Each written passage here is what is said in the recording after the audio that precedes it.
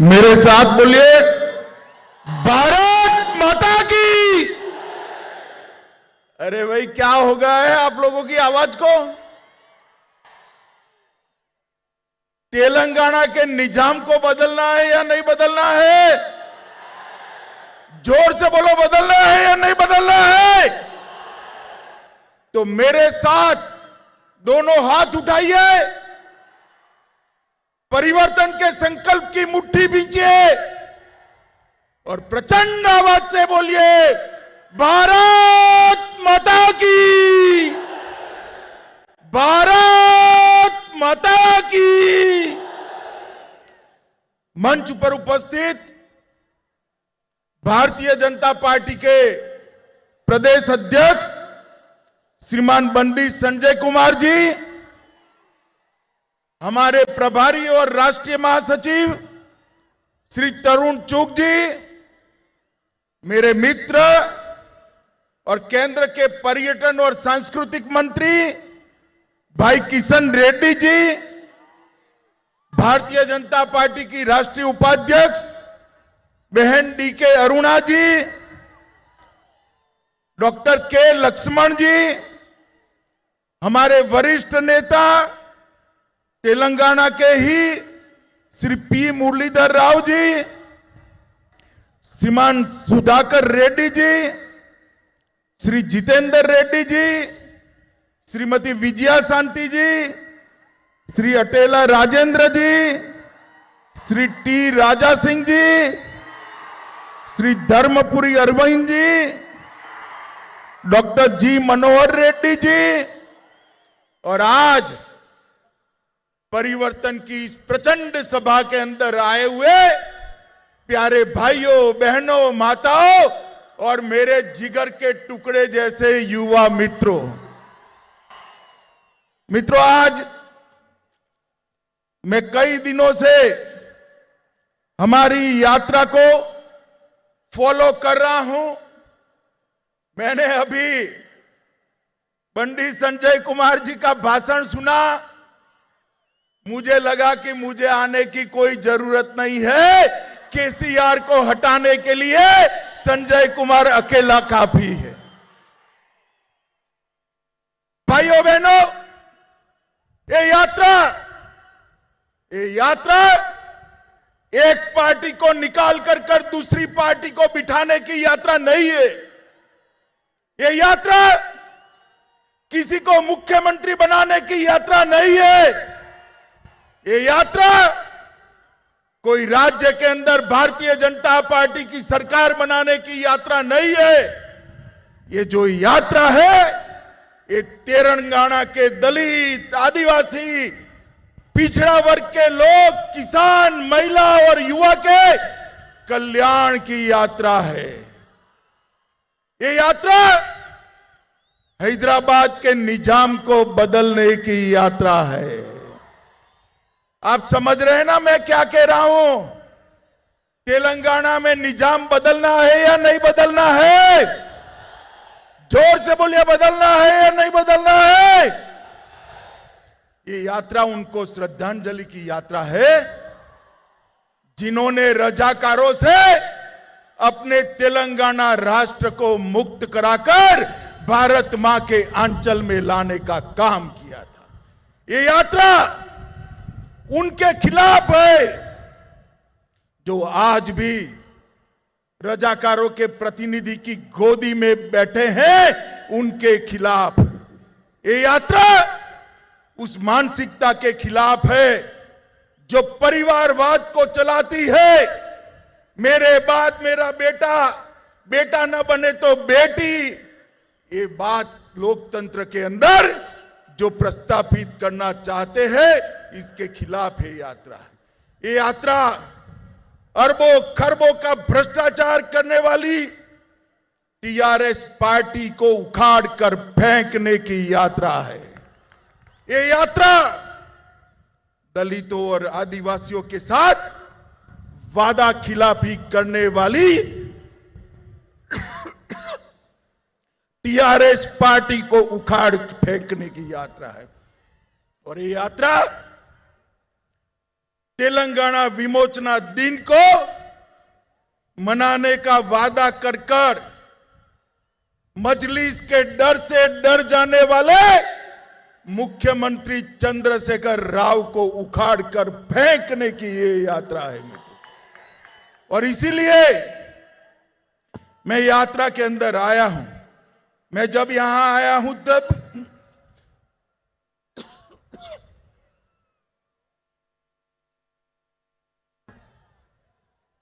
पूरे देश की ओर से, पूरे तेलंगाना राष्ट्र की ओर से हमारे प्रथम गृह मंत्री सरदार वल्लभ भाई पटेल को प्रणाम कर कर श्रद्धांजलि देना चाहता हूं, जिनके कारण आज ये राज्य, ये राष्ट्र भारत मां का अंग है। आज मैं स्वामी रामानंद तीर्थ, पंडित नरेंद्र, सुरावरम प्रताप रेड्डी, श्री दशरथी रंगाचार्य और पीवी नरसिम्हा राव को भी श्रद्धांजलि देना चाहता हूं। मित्रों, ये यात्रा में धूम धकती धूप के अंदर 45 डिग्री टेम्परेचर के अंदर लगभग 760 किलोमीटर पैदल चलकर हमारे प्रदेश अध्यक्ष ने तेलंगाना की पग पग भूमि को पैर से नापने का काम किया है। और जब ये समाप्त होगी तब 2500 किलोमीटर की पैदल यात्रा समाप्त होगी।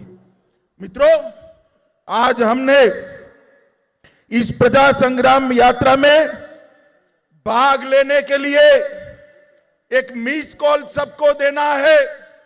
मैं जोर से बोलता हूं, सभी लोग अपना मोबाइल निकालो, जरा मोबाइल निकालिए जिनके पास मोबाइल है। अरे यार निकालो, हाथ ऊपर करो जरा। निकाला सबने? मैं नंबर बोलूं? पक्का 2 बार बोलूंगा। 6 3 5 9 1 1 9 1 1 9। अब दबाइए बटन। हो गया मिस कॉल। बंडी संजय कुमार को आपका समर्थन मिला है मित्रों। और ये लाखों जो मिस कॉल मिलते हैं वो हमारा हौसला बढ़ाते हैं। 2019 के चुनाव में तेलंगाना की जनता ने भारतीय जनता पार्टी को 4 सीट दी। 2 सीट हम बहुत नजदीकी मार्जिन से हारे हैं, मगर उसके बाद हैदराबाद नगर निगम का चुनाव हुआ हो, चाहे 2 उपचुनाव हुए हो, हर जगह पे आपने भारतीय जनता पार्टी को विजयी बनाने का काम किया है। मित्रों, आज मैं तेलंगाना की जनता को याद कराने आया हूं। यही चंद्रशेखर राव तेलंगाना की रचना के वक्त उन्होंने वादा किया था, निल्लू निधुलू नियमकालू। कुछ पूरा हुआ है क्या? अरे भाई जोर से बोलो, कुछ पूरा हुआ है क्या? कुछ पूरा हुआ है क्या? मैं आज आपको कहकर जाता हूं, मोदी जी के नेतृत्व में भारतीय जनता पार्टी की सरकार बनाइए। निल्लू निधुलू और नियामक कालू का वादा हम पूरा करेंगे भारतीय जनता पार्टी की राज। जल भी मिलेगा, पर्याप्त बजट भी मिलेगा और रोजगार भी युवाओं को मिलेगा। युवाओं ताली बजाइए जोर से। युवाओं को रोजगार केवल और केवल भारतीय जनता पार्टी दे सकती है। मित्रों, आज मैं याद कराने आया हूं, चंद्रशेखर राव जी, आप सचिवालय में, सेक्रेटरिएट में तो जाते नहीं है। युवाओं, इनको किसी तांत्रिक ने कहा है अगर सेक्रेटरिएट में गए तो सरकार चली जाएगी। ओ चंद्रशेखर राव जी, कान खोलकर सुन लो, सरकार जाने के लिए कोई तांत्रिक की जरूरत नहीं है। मेरा तेलंगाना का युवा आपकी सरकार को उखाड़ कर फेंक देने वाला है, क्योंकि आपने वादा किया था हर बेरोजगार को बेरोजगारी का भत्ता दिया जाएगा। युवाओं, मिला है भत्ता? जरा बताइए, मिला है भाई? आपने कहा था किसानों का कर्ज 1 लाख रुपए तक माफ करेंगे, कोई किसानों का कर्ज माफ नहीं हुआ। हर जिले में सुपर स्पेशलिटी अस्पताल बनाना था, कुछ नहीं बना है। आपने वादा किया था 2 बेडरूम का हाउस देंगे। अरे 2 बेडरूम छोड़ो, प्रधानमंत्री हाउसिंग योजना को भी आप जमीन पर नहीं उतार पाए हो। आपने कहा था दलित भाइयों के लिए 50,000 करोड़ का बजट देंगे। चंद्रशेखर राव जी, कहां है वो बजट? आज मेरे तेलंगाना के दलित भाई आपके वादे के लिए पूछ रहे हैं। हर एससी, हर एसटी को 3 एकड़ भूमि देनी थी।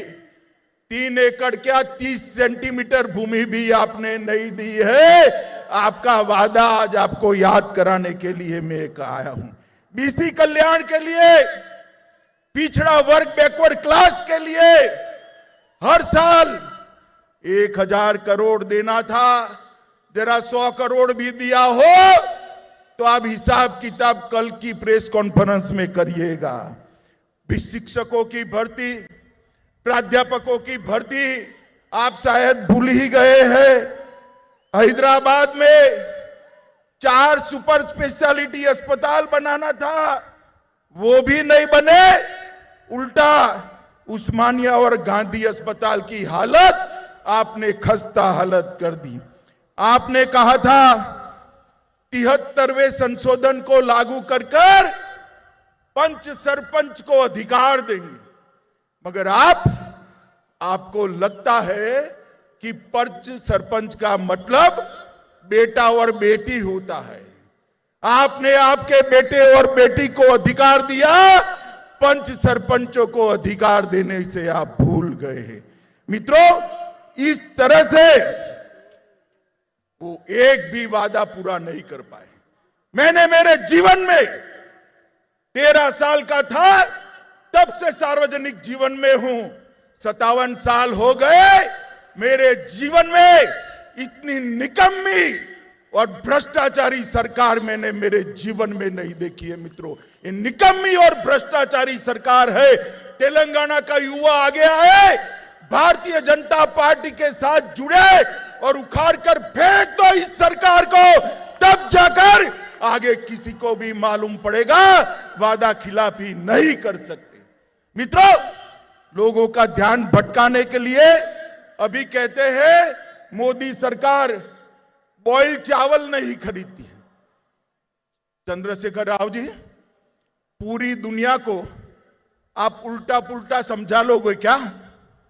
तेलंगाना की जनता बहुत अच्छे से जानती है, नरेंद्र मोदी सरकार आने से पहले चावल का समर्थन मूल्य 1340 रुपये था। इसको बढ़ाकर मोदी सरकार ने 1940 रुपया किया है और 11 करोड़ छोटे किसानों को हर साल 6,000 रुपया दिया है। बॉइल्ड चावल का जहां तक सवाल है, मैं आपको नियम समझाने आया हूं। आप भारत सरकार को दोषी मत बनाइए। चाहे बाजरा हो, जुवार हो, मक्का हो, रागी हो, गेहूं और चावल के अलावे जितने पेरिफेरल क्रॉप है वो राज्य सरकारें खरीदती। बॉइल्ड चावल को खरीदने की जिम्मेदारी भी आपकी है और आपको ऐसे नहीं बनता है। इस्तीफा दे दीजिए, भारतीय जनता पार्टी की सरकार बनेगी, तब 1-1 किलो बॉइल्ड चावल हम किसानों का हमारी राज्य सरकार खरीदेगी। आप खरीदना नहीं चाहते हो और आरोप मोदी जी पर डालते हो। मोदी जी ने अनेक काम तेलंगाना के लिए किए हैं। मित्रों, ये सरकार मोदी जी की योजनाओं के नाम बदलने के अलावे कुछ नहीं करती। मोदी जी ने समग्र शिक्षा अभियान करा, उन्होंने वही योजना को मोदी जी के ही पैसे से मना उरू मना बड़ी कर आज उसका चेहरा बदलकर अपना फोटो चिपकाकर, अपने बेटे का फोटो चिपकाकर तेलंगाना के लोगों के सामने रखा है। क्या तेलंगाना के लोग नहीं जानते? वो जानते हैं ये पैसा नरेंद्र मोदी का जी ने भेजा है। 18,000 करोड़ रुपया नरेंद्र मोदी सरकार ने मनरेगा के लिए भेजा।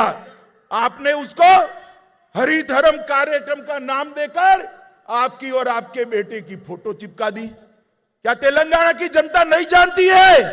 ये हरित हरम कार्यक्रम आपका नहीं है, ये हरित हरम कार्यक्रम हमारे नेता और देश के प्रधानमंत्री नरेंद्र मोदी का है। मित्रों, प्रधानमंत्री आवास योजना, उसका भी नाम बदला। नाम बदलकर मकान तो दे देते, मकान भी नहीं दे पाए। मित्रों, आज मैं एक बात बड़ी संवेदनशीलता के साथ कहने आया। भारतीय जनता पार्टी का अधिकार है अपने विचारों और अपनी आइडियोलॉजी को लेकर तेलंगाना राष्ट्र की जनता के सामने जाए। हमारे कार्यकर्ताओं की दिन दहाड़े हत्या हो रही है। मुझे बताओ भाइयों, बहनों, माताओं, युवाओं, आप इससे सहमत हो क्या? जोर से बोलो, सहमत हो क्या? जोर से बोलो, सहमत हो क्या? ये चंद्रशेखर राव तेलंगाना को बंगाल बनाना चाहता है। आप बनाने दोगे क्या? बनाने दोगे क्या? बनाने दोगे क्या? भाइयों बहनों, उनको रोकना पड़ेगा। मैं आज भारतीय जनता पार्टी के सब कार्यकर्ता के कंधे पर हाथ रखकर कहता हूं, यहां बोलकर जाता हूं, साई गणेश को जो आत्महत्या करनी पड़ी है, हम सुनिश्चित करेंगे कि साई गणेश के हत्यारों को सजा दिलाई जाए, जेल के सलाखों के पीछे डाल दिया जाए। कब तक बचोगे? कितने साल बचोगे? एक दिन तो चुनाव के मैदान में आना ही है।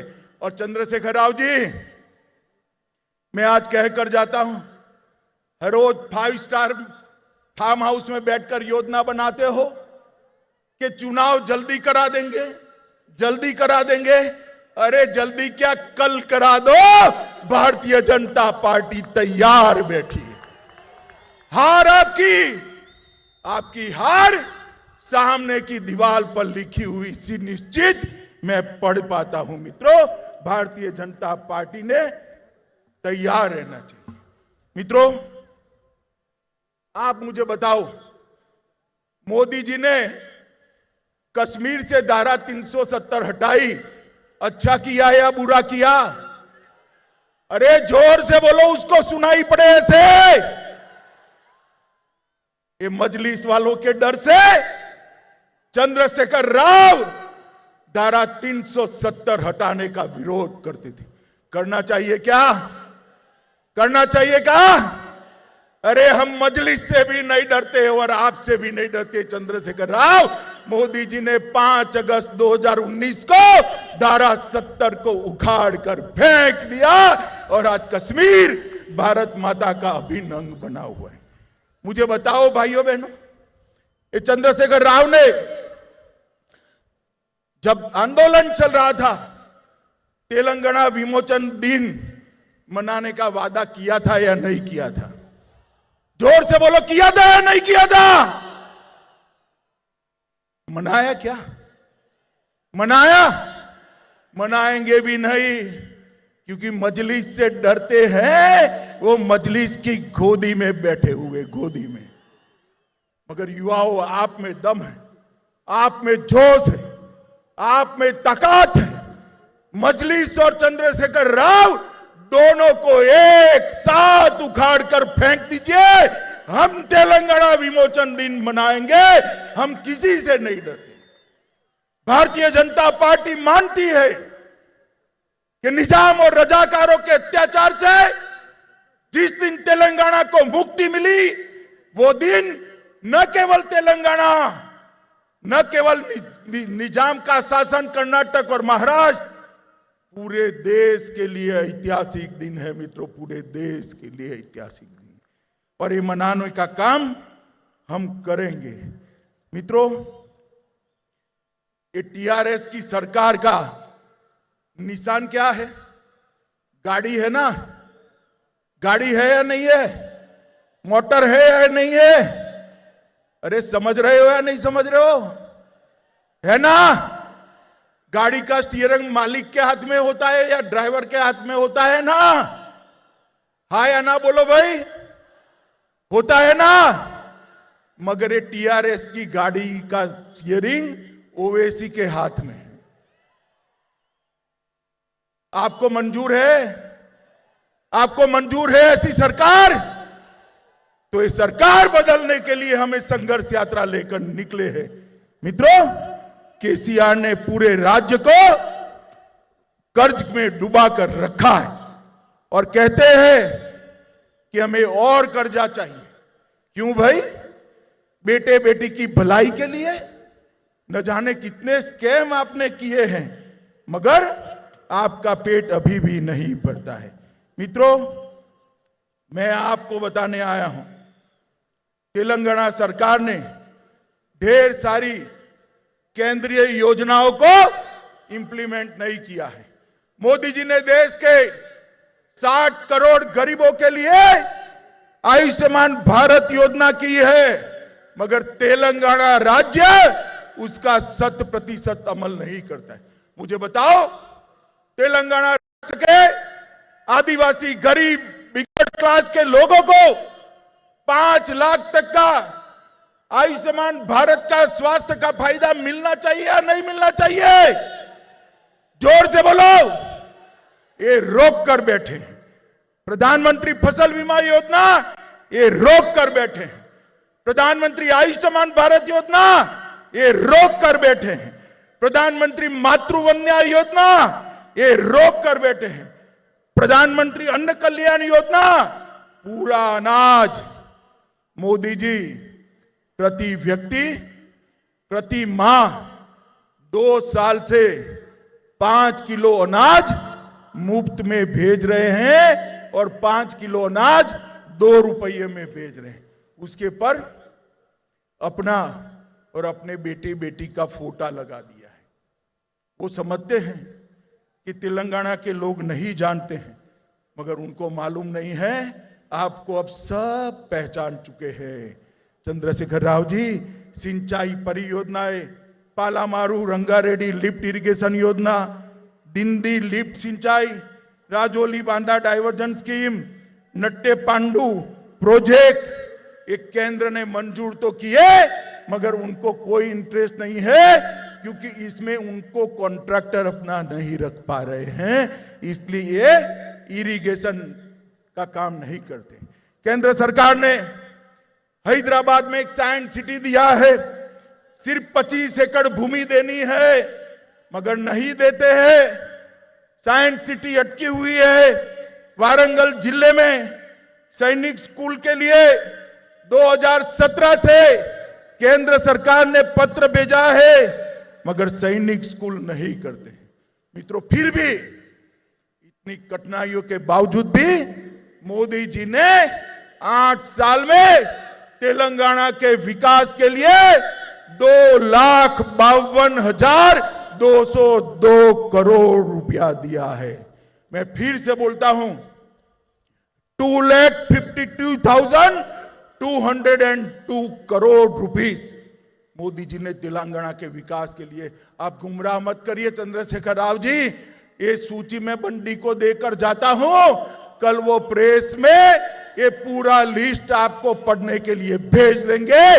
आने पाई का हिसाब है इसके अंदर, और मैं चैलेंज देकर जाता हूं, आपने क्या किया और हमने क्या दिया, इसका हिसाब तेलंगाना की जनता के सामने रखिएगा।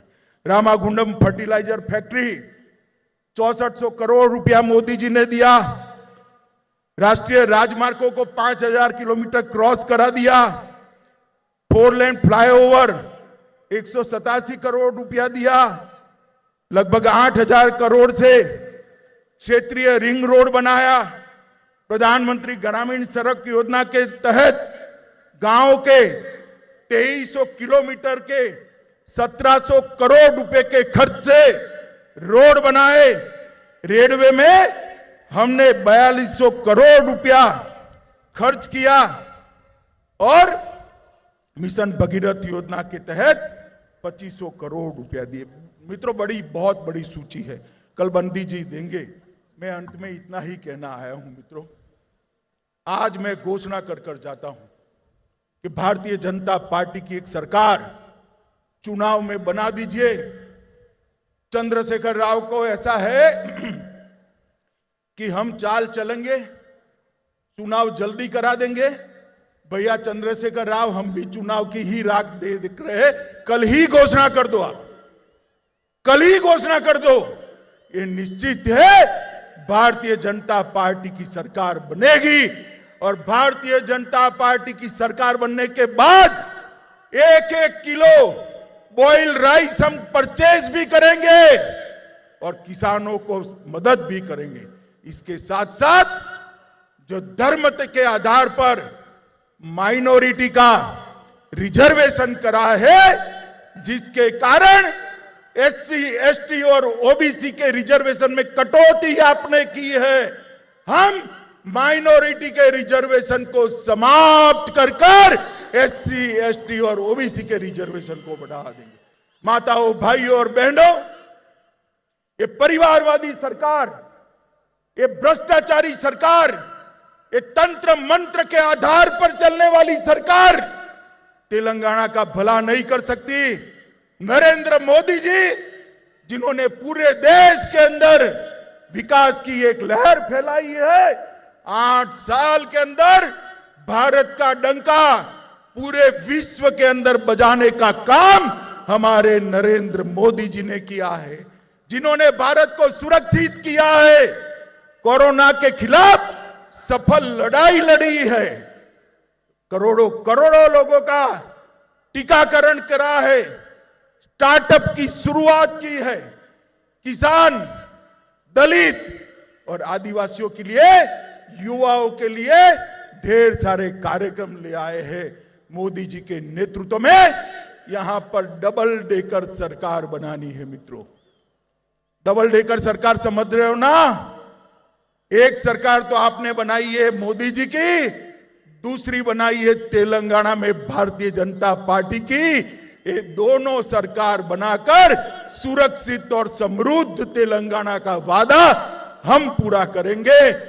तीसरे चरण जब यात्रा का शुरू हो, तब इससे भी 2 गुना बड़ी संख्या में हमारे प्रदेश अध्यक्ष का आप समर्थन करिए। यही अपील कर मैं मेरी बात को समाप्त करता हूं।